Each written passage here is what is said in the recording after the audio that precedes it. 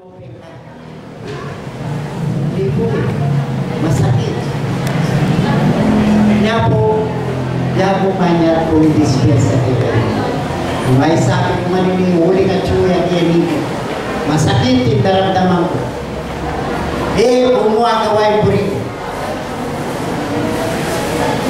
Kaya po yung anniversary yung higit-higit ko muna po. Netong apami pasalamat tungkol ng lubod ng kapatiran kaya kayo. Pasalamat tayo. Ano po? Aliway kapatiran ng bawat pasalamat.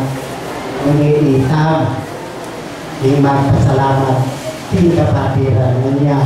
Kung doon ang pangabay ng talumping lubod, pag-fiestan tayo, magsayang ka.